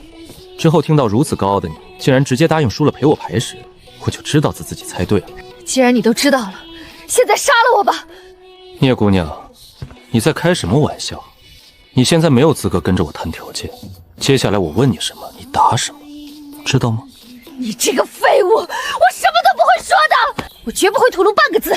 很好，我希望你能够一直嘴硬下去。你想干嘛？萧策，拿开你的脏手！萧策，你停下！我要杀了你！萧策，我一定要将你大卸八块！你要知道什么？你住手！住手！我说。这就对了嘛，早说不就行了吗？谁指使你杀我的？是八皇子，是八皇子让我来杀你的。根据这原主的记忆，这个八皇子是一个腹黑的人，看似不声不响，但是一个极其阴毒的人。八皇子萧向清，你和萧向清的关系八竿子都打不着，为什么会听他的？我不算是萧向清的人，我只不过帮他做事罢了，最多是各取所需。他让我杀了你，栽赃给萧阳，而且杀了你也算是为民除害了。为民除害？我自问没有做过任何对不起大萧国的事情吧？你是一个废物，就是你的原罪。若是让一个废物以后当上皇帝，那么就是大萧国灾难。杀了你就是为民除害，你笑什么？单论眼光，你和尹盼儿差得太多了。而且你口口声声的为大萧国好，为大萧国的百姓好，结果怎么不信？你知道这些年朝中为什么没有发生大规模的动荡？那是因为我活着。所有的皇子们都知道，我不死，他们就永远不能当太子。所以，他们有着一个共同的敌人，那就是我。我就是这个平衡所在。他们所以拧成一股绳，就想干死我。若是杀了我之后会有什么后果？按大萧律，有嫡长则当立嫡长，无嫡长才能择贤立太子。我若是死了，首先，萧向清会携手镇国王去攻击萧阳，而萧阳他们势力也不小，一定会反击。这些皇子们母族在朝廷之中各有势力，到时候朝廷四分五裂，内斗不断。大萧国本就民变四起，北有突厥环伺，南有海倭袭扰。若是朝局动荡，这才是祸国之本。你真当本王是一个废物？你觉得仅凭镇国王的庇护，我能在众皇子虎视眈眈、明枪暗箭下活下来吗？要知道，镇国王常年在外征战，除了镇国王，本王再无一仗，只能靠自己。你觉得一个废物能活到现在吗？你别往你自己脸上贴金，你有什么本事？你除了委曲求全，就是委曲求全。你活下来，也全是镇国王那时候兵威正盛，陛下忌惮罢了，和你有着什么关系？胸大无脑，说的就是聂冰这种人吗？本王犯得着和你解释吗？你此行此景，本王和你讨论这些做什么？你想干嘛？你不是想知道的事情我都跟你说了吗？不错，刚才是审问你，现在是要你来劝你的赌约。王爷，派2个人保护他。若是他不来找你呢？我们要不要把他绑过来？不用，他若是想走，不用留。你只需要保证他身体不可控情况下的安全就可以。王爷，一切顺利吧？非常顺利。这次多亏了夜猫。夜猫，就是2号，我给他取的名字。王爷，能为你效力就是我们的荣幸。这边没发生什么事情吧？就是尹姑娘想要去找聂姑娘，被我们拦住了。萧策，你把聂冰姐姐弄到哪里去了？你聂冰姐姐还是挺守承诺的。昨天她输给我了，就按照赌约陪了我一夜。这不可能！盼儿，你不会吃醋了吧？你放心，你永远是正妻。那聂冰姐姐她人呢？估计现在还在休息吧。王爷，周叔，我们还有多少钱？算上陛下犒军的20万，还有150多万两。本王竟然这么有钱啊！好，好，好，去准备20万两白银。诸位还记得吗？本王跟着你们说过，离开了京都之后，本王有重任交予给你们。记得。很好，你们知道跟随本王去漠北做什么？大突厥，大突厥。不错，但是3000人远远不够。你们听说了吧？当今陛下让本王征兵10万，而漠北地广人稀，哪有青壮年？我知道诸位都是从五湖四海而来，所以等让正你去替本王，你们肯定要问了：征兵怎么能让你们去？不是官家的事情吗？不错，管家征的兵是官兵，普通的官兵一人每月包吃包住是多少军饷？600万。不错，但本王募的是漠北军，是本王的私兵，只要你们去把人带过来，每个人都是5两银，也是包吃住。不仅如此，你们也知道，但凡立功奖赏，大家都应该知道本王不差钱吧？本王也不会白让你们拉人，拉了5个人，本王就让你做5长；你们拉10个人，10长；拉100人，100夫长。你能拉1万人过来，本王就明你们做大将军。待遇就跟着本王答应你们的一样。怎么都懵了？而且本王也不会让你们空着手去。你们待会儿有愿意的，先跟着本王说，你们能拉多少人？你说你能拉5个人，我就先把他们1个月的军饷给你们，也就是25两。你说你能拉10个人，我就给你50两。但是你若是说你能拉1万人，嘿嘿，不好意思，1分钱本王都不给你，本王还要砍了你，知道为啥不？因为你小子居然敢跟本王吹牛。不怕我们拿了钱跑了吗？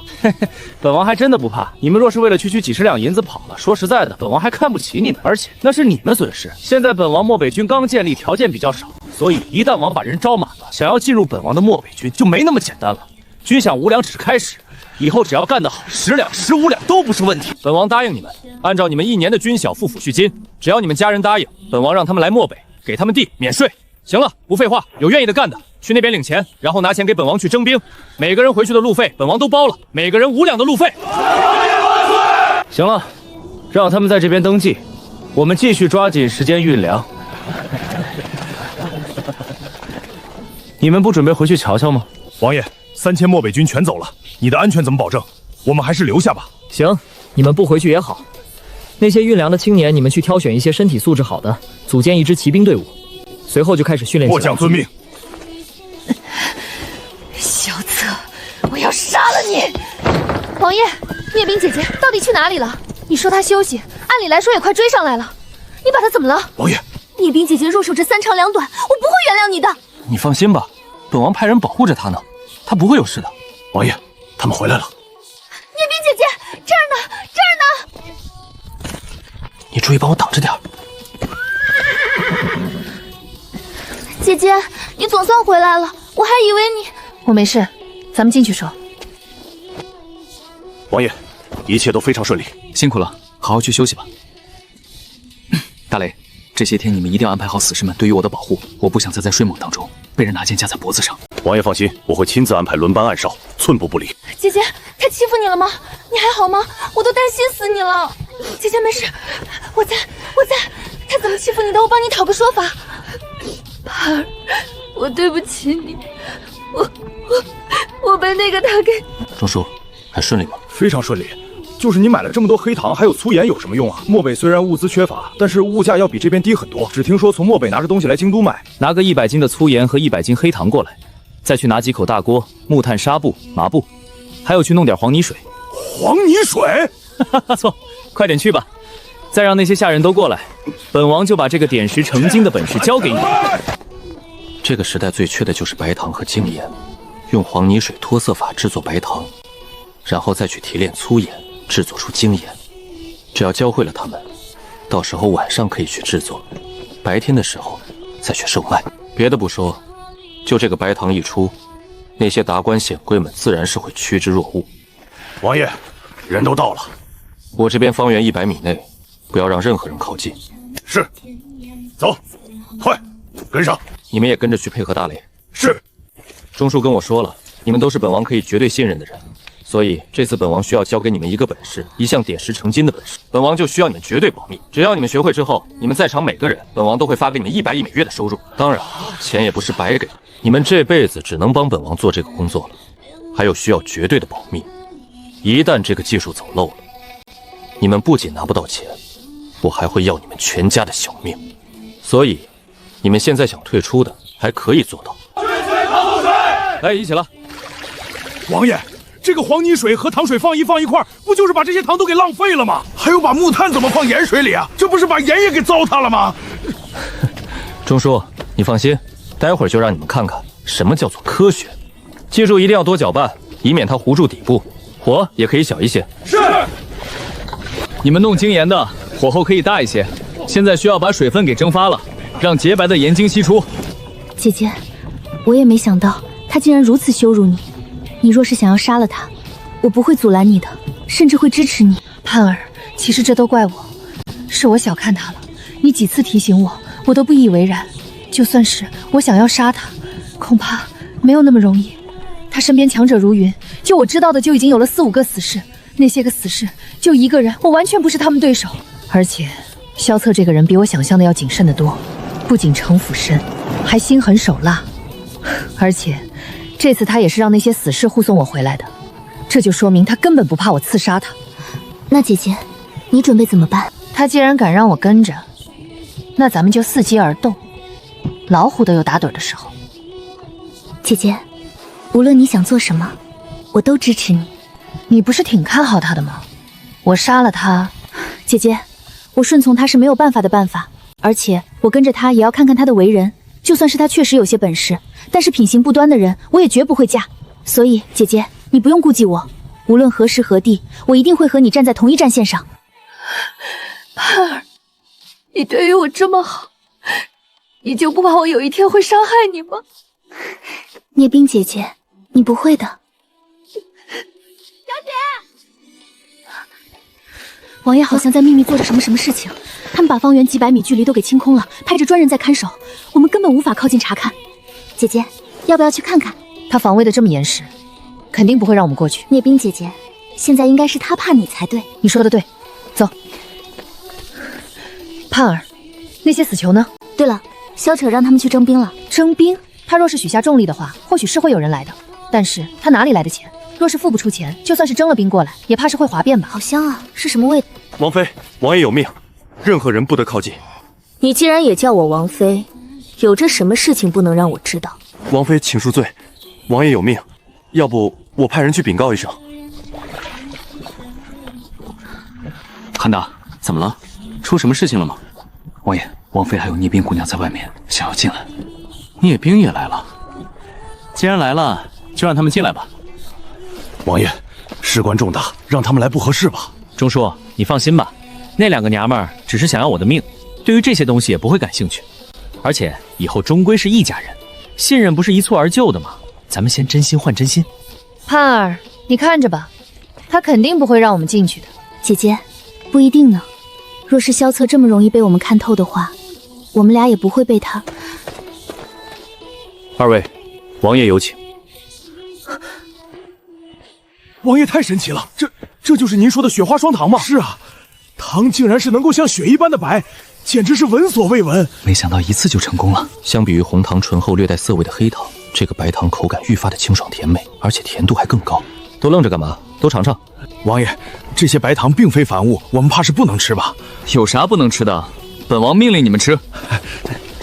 天啊，这个甜味我未曾吃过，感觉都快甜到心里了。快，王爷赏你们吃了，你们就快点尝尝。我的天爷啊，这糖十分清甜，太好吃了。是啊，我从未吃过这么甜美的糖。他们大半夜的在煮饭吃吗？尹姑娘、聂姑娘，你们两个还真的是会挑时候，来的真是时候。来吃糖。吃糖？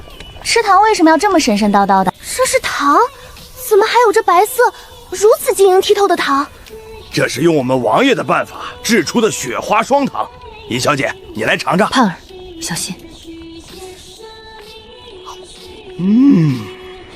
姐姐，无妨。你快尝尝，这个雪花霜糖竟然异样的甜美。王爷，我们这边也好了。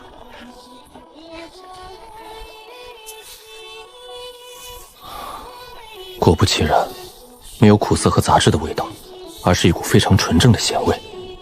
尝尝吧。王爷，竟然真的没有苦味和涩味，咸味是增加了不少。好咸，而且竟然没有涩味。王爷，这也是你做的？不错，你现在知道我为什么要派人拦着吗？本王还要靠这些东西去养本王的10万大军。王爷，你要去卖？本王是准备去卖这些盐和糖，你也看到了，这是一本万利的生意。首先，大萧国不能贩私盐，这个可是重罪。而且盐的价格也不贵，1斤不过是100文的价格。就算是能卖，你这边1斤盐的价格也不过是200文，糖价也不过是150文。你这个雪花霜糖1斤能卖500文，已然算是贵了。你这些人一天能产多少细盐和白糖？这能赚少钱？你开什么玩笑？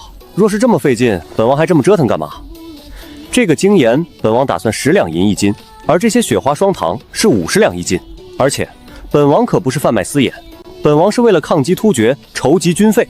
王爷，你开什么玩笑？10两银子1斤盐，50两银子1斤雪花霜糖。王爷，这个尹姑娘说的不错，这些东西确实是稀有。不过，没有人去花费10两银子去买1斤盐，更不会有冤大头50两银子去买1斤霜糖的。赌不赌？我承认，你能弄出这些东西挺厉害的。不过，你想要靠这些东西养一支军队，根本不可能。赌不赌？不赌，你卖多少都是你的事情，与我们无关。就是，你若是找个托来一唱一和，我们又如何知道？本王没那么无聊。行了，时间不早了，明日一早，你们愿意的话，随本王一起，看看本王是如何把这些糖和银盐给卖出的。钟叔，就让他们赶紧去弄，能弄多少就弄多少。明天本王带你们看看什么叫真正的商人。遵命。明天见。诸位辛苦了，都忙了一夜，早些休息吧。王爷，弄完这一批最多1盏茶的时间。昨夜我们弄出了300斤的雪花糖霜，还有600斤的细盐，而且我们发现可以增加工具，利用等待的空闲时间，可以同时做2批。若是今晚做的话，一定能做更多。很好，钟叔，你去给他们安排马车，让他们白天的时候好好休息。遵命。钟叔，接下去几天我要先行一步，这边就交给你来管了。王爷，你这是要去哪里？我先去这边的速度，过去中范地最繁华的安需要10天，而按照我轻装简行的话，2天就能到。我正好打开销路。你们趁着这段时间，去多弄些雪花糖霜，还有精盐。不过王爷，你若是孤身过去，安全怕是没有保障。我离开这边才是安全。我做出一副商人打扮，肯定是比在这边安全的多。待会儿我会让韩达和燕甲去找一个身形和我相像的人来假扮本王。哼，有着大雷12煞跟着我，我怕是比皇帝都要安全。王爷，你放心，我会安排好这边的。王爷，那你准备带着尹姑娘还有聂冰姑娘一起去吗？不错，昨晚不是说好了吗？怎么有问题吗？尹姑娘倒是没有什么问题，不过我从聂姑娘身上看出了对您的杀意。我知道，钟叔，烈马都是有攻击性的，不过驯服了之后就是一匹好马。王爷，既然都知晓，我就不多嘴了。尹姑娘，我们是要骑马出发的，你没问题吧？王爷，你不要小看人，我虽然精通琴棋书画，但是也从小就学过骑射，骑马自然不在话下。那就行。大雷，把匹马凳给他们装上。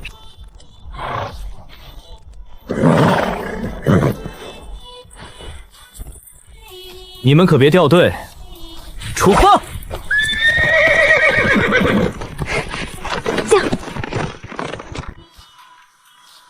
那个废物萧策呢？到哪里了？回禀鲍将军，根据飞鸽传书来的消息，由于大皇子带着粮草过来，所以他们行军速度一天也就是几十里路程。啥玩意儿？几十里？那他猴年马月才能到这边？父亲，二皇子不是来信了吗？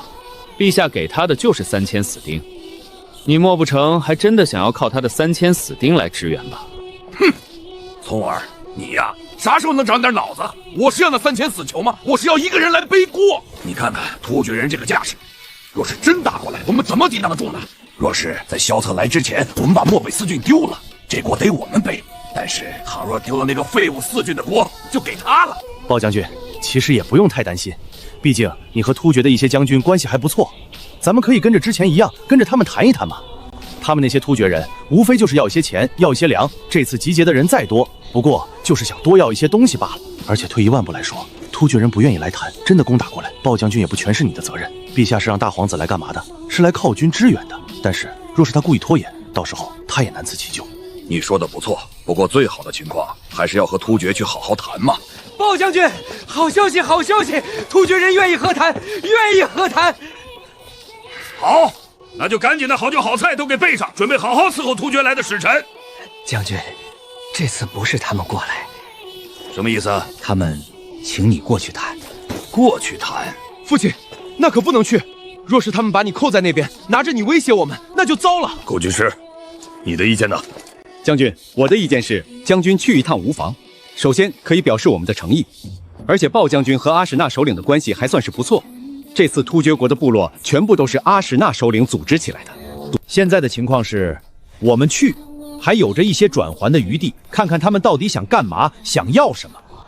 若是我们不去，就只能打了。而我们此时的情况，根本不是突厥国的对手。